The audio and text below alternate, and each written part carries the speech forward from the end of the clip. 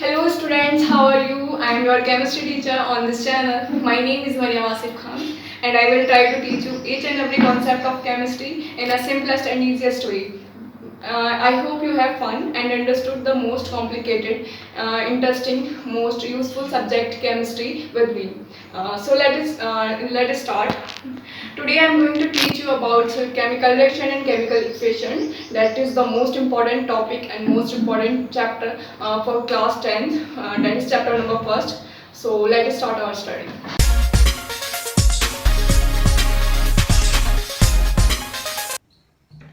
Student जब भी हम कोई टॉपिक या कोई चैप्टर स्टार्ट करते हैं तो सबसे पहले हम उस टॉपिक को और उस चैप्टर के नाम को समझने की कोशिश करते हैं कि हम ये जो टॉपिक है या फिर ये जो चैप्टर है हम इसको पढ़ क्यों रहे हैं और क्या नीड है, हम क्यों पढ़, क्या ज़रूरत है हमें इसकी। तो सबसे पहले इस चैप्टर का जो नेम है वो है केमिकल रिएक्शन एंड इक्वेशन। तो सबसे पहले हम केमिकल रिएक्शन को समझेंगे कि केमिकल रिएक्शन होती क्या है। जब भी हम एक सब्सटेंस और दूसरे सब्सटेंस को मिक्स कराते हैं या फिर उन दोनों के बीच में कुछ उन दोनों को ऐड करते हैं तो हमारा एक नया सब्सटेंस बनता है।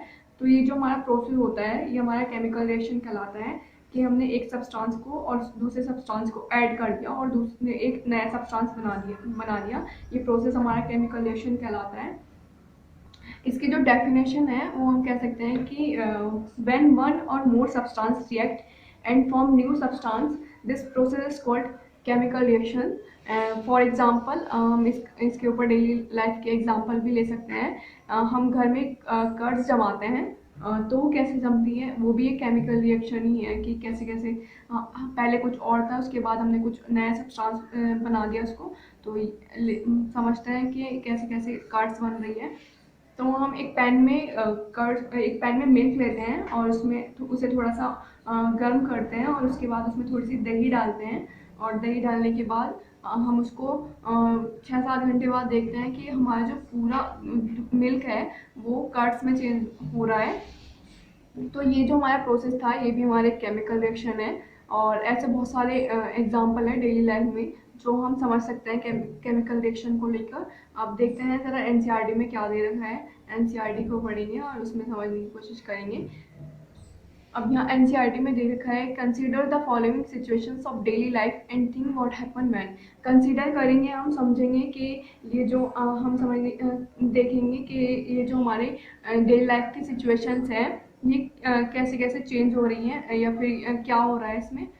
फर्स्ट है इसमें milk is left at room temperature during summer. ये जो हमारा दूध है अगर हम इसको गर्मियों के मौसम में ऐसे ही रख देते हैं तो क्या होता है।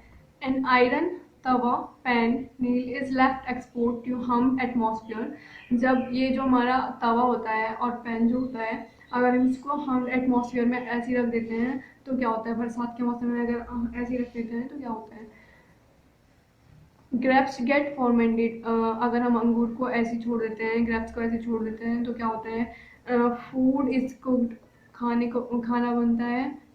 Food get digest in our body, जो हमारे बॉडी में डाइजेस्ट होता है फूड। और जो हम वी रेस्पायर, जो हमें एनर्जी मिलती है, जो हमें एनर्जी मिलती है हमारी बॉडी में।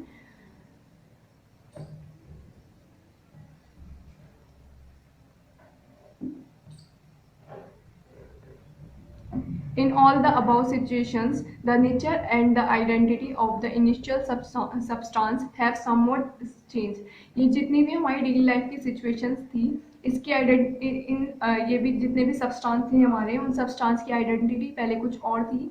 उसके बाद जो भी इसमें चेंज हो रहा है, उसके बाद जो भी केमिकल चेंज हो रहा है इसमें, जो भी दूसरा नया सब्सटेंस बन रहा है उसकी आइडेंटिटी कुछ और हो रही है। फॉर एग्जांपल जैसे हम मिल्क को ही ले रहे हैं, milk is left at room temperature during summer. तो हमारा जो अगर दूध हम ऐसे छोड़ देते हैं गर्मियों के मौसम में तो हमारा दूध जो है वो कर्ड्स बन जाता है। तो इसकी आइडेंटिटी चेंज हो रही है, पहले कुछ और था उसके बाद कुछ और बन रहा है। तो ये हमारी केमिकल रिएक्शन है। और जो हमारा ग्रेप्स गेट फॉर्मेंटेड, जो ग्रेप्स हैं वो अगर हम कुछ दिन के लिए उसको ऐसे छोड़ देते हैं तो वो सड़ने लगते हैं, उसमें वो उसकी वाइन बनती है। अब देखते हैं हम। We have already learnt about physicals and chemical change of matter in previous classes. हमने अपनी प्रीवियस क्लासेस में 9th क्लास में हमने पढ़ा है कि physical change and chemical change क्या होता है मैटर का। तो इसमें हम केमिकल चेंज के बारे में पढ़ेंगे कि केमिकल चेंज कैसे होता है, क्या होता है। तो केमिकल चेंज क्या होता है, सबसे पहले हम ये समझेंगे कि केमिकल चेंज होता क्या है। जब भी हम एक सब्सटेंस से दूसरे सब्सटेंस को ऐड करते हैं या फिर रिएक्ट करते हैं, एक सब्सटेंस दूसरे सब्सटेंस में मिक्स होता है तो हमारा एक नया सब्सटेंस बनता है। ये हमारा एक केमिकल चेंज है। और जो हमारा केमिकल चेंज का दूसरा पॉइंट वो ये है कि जब भी हम कोई किसी चीज़ को रिएक्ट कराते हैं और वो एक नया सब्सटेंस बन जाता है, तो जो वो नया सब्सटेंस होता है उसको हमने जिस चीज़ से बनाया है वो उसमें कन्वर्ट नहीं हो, दोबारा उसे उसमें कन्वर्ट नहीं हो सकता। ये हमारे केमिकल चेंज है। उसके बाद whenever a chemical change occur, we can say that a chemical reaction has taken place. अगर केमिकल चेंज हो रहा है तो हम कह सकते हैं कि केमिकल रिएक्शन हो रही है। You may perhaps be wondering as to what is actually meant by a chemical reaction. How do we come to know that a chemical reaction has taken place? Let us perform some activity to find the answer to these questions. और ये हम कैसे समझे कि chemical reaction हो रही है या केमिकल रिएक्शन कंप्लीट हो गई है। तो इसमें एनसीईआरटी में कुछ एक्टिविटीज़ गिवन है और वो हम एक्टिविटीज़ पढ़ेंगे आगे। हमारी फर्स्ट एक्टिविटी है 1.1। वो ये है कि जब हम मैग्नीशियम रिबन को बर्न करते हैं तो क्या होता है। तो जब भी हम कोई एक्टिविटी कर रहे होते हैं लैब में तो हमें अपनी आइज़ को या फिर अपने फेस को कवर कर लेना चाहिए, क्योंकि वहाँ पे लैब में बहुत से ऐसे एसिड होते हैं जो हमारे लिए हार्मफुल होते हैं। तो स्टार्ट करते हैं। This activity needs the teacher assistant. It will be better if students for eyes protection. जैसे मैंने अभी बताया है कि हमें अपना फेस अपनी आइज कवर कर लेनी चाहिए, क्योंकि हमारे लिए एसिड वहाँ पे रखे एसिड और जो भी चीज़ है वो बहुत हार्मफुल हो सकता है हमारी बॉडी के लिए। और clean a magnesium ribbon about 2 centimetre long bye rubbing it with sand paper. जो हमारा मैग्नीशियम होता है वो बहुत सारी फॉर्म में होता है। तो इस एक्सपेरिमेंट में हमने उसे रिबन के फॉर्म में लिया है। और उसके बाद ये जो हमारा मैग्नीशियम होता है ये जब बाहर आता है, इसको जब हम बाहर रखते हैं तो ये ऑक्सीजन से रिएक्शन करके ऑक्साइड की फॉर्म में आता है। तो इसको हम ऑक्साइड हटाने के लिए हमें खाली सिर्फ मैग्नीशियम चाहिए। इसके ऊपर से ऑक्साइड की लेयर हटाने के लिए हम इसको सैंड पेपर से रब करेंगे।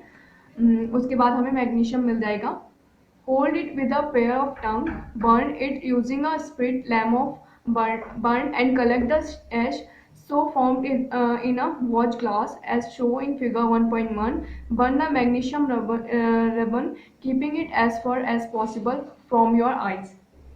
जब हम ये हमारा टंग है जिसको हम जिससे हम मैग्नीशियम रिबन पकड़ेंगे, और ये हमारा बर्नर है, ये हमारा वॉच ग्लास है, और ये हमारा मैग्नीशियम रिबन है।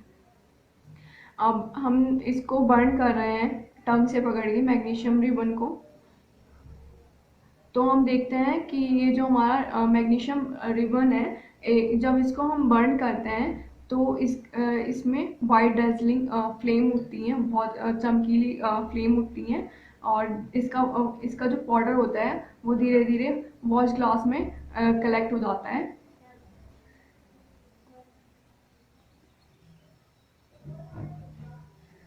You must have observed that magnesium ribbon burned with a dazzling white flame and changed into a white powder. जब हम क्या ऑब्जर्व कर रहे हैं कि जब हम मैग्नीशियम रिबन को बर्न कर रहे हैं तो उसमें से वाइट कलर की चमकीली फ्लेम निकल रही है, डैजलिंग वाइट फ्लेम निकल रही है। और जो वो फ्लेम है वो वाइट पाउडर में कन्वर्ट होके चेंज होके नीचे उस वॉच ग्लास में कलेक्ट हो रही है। This powder is a magnesium oxide. ये जो हमारा पाउडर है वो हमारा मैग्नीशियम ऑक्साइड है। It is form due to the reaction between magnesium and oxygen present in air. ये जो हमारी रिएक्शंस हो रही है मैग्नीशियम और ऑक्सीजन के बीच में हो रही है, और ये जो ऑक्सीजन है वो हमारी एयर में प्रेजेंट होती है। तो हम सेकेंड एक्टिविटी देखते हैं। Activity 1.2. Take a lead nitrate solution in a test tube. Add potassium iodide solution to this. What do you observe? हम एक टेस्ट ट्यूब में लेड नाइट्रेट सॉल्यूशन लेंगे। हम एक टेस्ट ट्यूब में लेड नाइट्रेट सॉल्यूशन ले रहे हैं और दूसरी टेस्ट ट्यूब में पोटेशियम आयोडाइड लेते हैं। और पोटेशियम आयोडाइड लेके जब हम लेड नाइट्रेट को पोटेशियम आयोडाइड में डाल रहे हैं तो हम देखते हैं कि एक तो उसमें उसका जो कलर है वो चेंज हो रहा है, वो येलो कलर का हो जाता है और येलो कलर का प्रेसिपिटेट बन जाता है हमारा। हमारी नेक्स्ट एक्टिविटी है 1.3।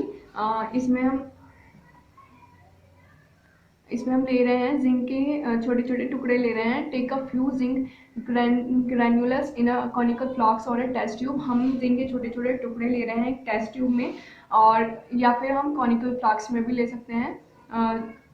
अब इसमें हम ऐड करेंगे डाइल्यूट हाइड्रोक्लोरिक एसिड या डाइल्यूट सल्फ्यूरिक एसिड, जो भी हमारे पास जो भी हम यूज़ कर सकते हैं।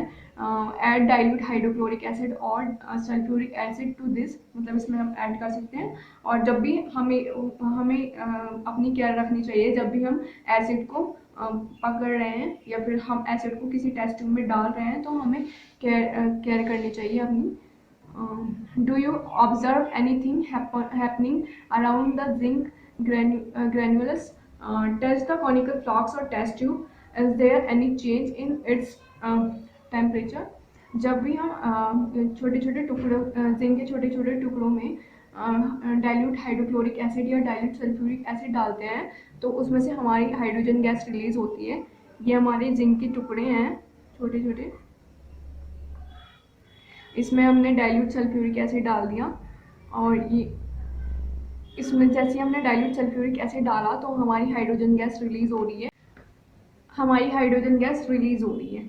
उसके बाद और हमारे टेम्परेचर में चेंज हो रहा है। पहले टेम्परेचर कुछ और था और जैसे हमने ये रिएक्शन कराई है उसके बाद टेम्परेचर कुछ और हो जाता है। जैसे ही हम इसको टेस्ट ट्यूब को या फिर कॉनिकल फ्लास्क को टच करेंगे तो वो थोड़ा सा गर्म हो जाएगा, गर्म रहेगा, हॉट रहेगा। From the above three activities, we can say that any of the following observation help us to determine whether a chemical reaction has taken place. इन तीनों एक्टिविटी से हम कह सकते हैं कि हमारी केमिकल रिएक्शन हो भी रही है, कैसे हो रही है।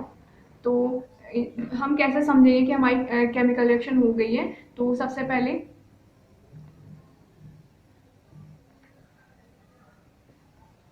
चेंज इन स्टेट, इनकी स्टेट चेंज हो जाएगी तो हमें पता चल जाएगा कि केमिकल रिएक्शन हो गई है। चेंज इन कलर, उसका कलर चेंज हो जाएगा।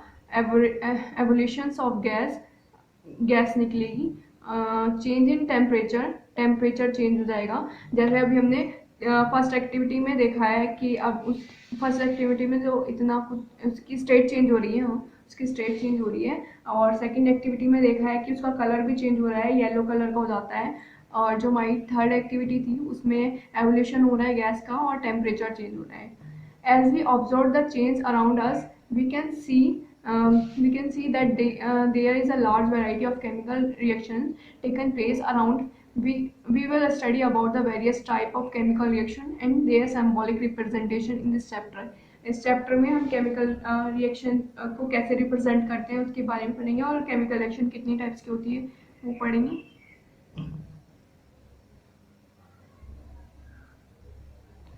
सो केमिकल इक्वेशन, तो सबसे पहले केमिकल इक्वेशन होता क्या है? केमिकल इक्वेशन जो है केमिकल इक्वेशन, तो सबसे पहले केमिकल इक्वेशन को समझेंगे। केमिकल इक्वेशन होती क्या है? तो ये केमिकल इक्वेशन जो होती है वो केमिकल रिएक्शन को रिप्रेजेंट करने का तरीका होता है कि हम केमिकल रिएक्शन को कैसे लिख सकते हैं। सो पढ़ते हैं इसमें। Activity 1.1 can be describe as when a magnesium ribbon is burned in oxygen it gets converted to magnesium oxide। मतलब जो हमारी एक्टिविटी 1.1 है उसको हम कैसे डिस्क्राइब करेंगे? जब हम मैग्नीशियम रिबन को बर्न कर रहे हैं ऑक्सीजन के प्रेजेंट में तो हमारा वो कन्वर्ट हो रहा है मैग्नीशियम ऑक्साइड में। तो this descriptions of the chemical reaction is in a sentence from in quits long. ये जो हमारा सेंटेंस है अगर हम इसको बता रहे हैं तो ये बहुत बड़ा सा हो रहा है। It can be right in a short form, इसे हम शॉर्ट फॉर्म में लिख सकते हैं. The simplest way to do this is to write it in the form of a word equation. इसको हम वर्ड इक्वेशन में सिंपलेस्ट वे में लिख सकते हैं. The word equation for the above reactions would be, जो हमारी वर्ड इक्वेशन है वो ये है.